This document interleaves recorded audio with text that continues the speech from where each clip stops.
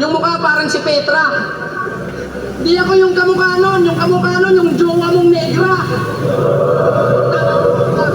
Tangay na neto.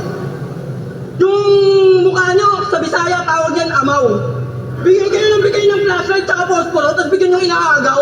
Mga upal pala to eh. Tangina, bakit ba kasi naaagaw ka? Bakit ka umaangal? Walang TF na kalabaw doon, di kami samar.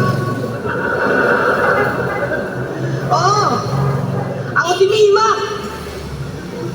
Tunog, Thailander na ngongo. Ito naman si Casper. Tunog partner na lolo. Ginaya-gaya mo pa si Pibos. Ginaya-gaya mo pa si Pibos. At tanginang boses yan. Tanginang boses yan. Siguro yung vocal cords mo may malala na nasugat. Ginaya-gaya mo pa si Pibos. Yung kaboses mo naman si Arik nung nakaraang gubat. O, ikaw naman. Yung girlfriend mong si Krisa Camille. Grabe na makareklamo sa'yo, demonyo ka. Kasi whenever nag-French kiss daw kayo, sobrang laki ng bibig mo, nalulunok. At dahil Randri na, punta na tayo sa exciting part mga chong. At dahil kami nga yung galing Cuba, hayaan nyo na kami mag-address ng elephant in the room. Usapang Mondos! Mondos? Totoo talaga yung galit nyo kay Emzite. Pinaggagawa nyo pambihira. Kasi yung formulang ginamit niya para yung katana magtunog mahina, sirain ang kredibilidad ng buong liga.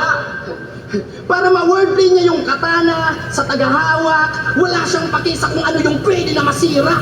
Yung pinaggagawa mo kay Christian ay parang yung pinaggagawa ni Apex kay Enigma. At ikaw naman, yung laban niyo ni Prince, yung kaplastikan mo kay Emzite ay in-expose niya, men. Pero naglibat na lang si Tarantado na, okay lang, pwede ko naman sabihin yung mga bagay na hindi niya kayang tanggapin. Friendly criticism, kasi concern ka sa kanya. Ulul, kabalintunaan, kasi kung tunay ka ng concern ka sa kanya, ba't mo ba i-share sa live kung pwede naman niyang behind closed doors na pag-usapan? Ano, walang wordplay. Purong katotohanan binato. Purong katotohanan binato. Kaya boss, parang tanga ka naman kung pagkatiwalaan mo pa tong mga to. Oo, yung taong dahilan kung bakit kayo naging front act sa liga ay binabackstab nyo pa. At dahil pinaliktad nyo yung Emzite, katapusan nyo na. Ay na, nanguna si Kilan eh. Pero ano sila eh? At dahil pinaliktad nyo yung Emzite, katapusan nyo na. Kaya nung pedestal semis, binadibag ka ng tito mo, boy.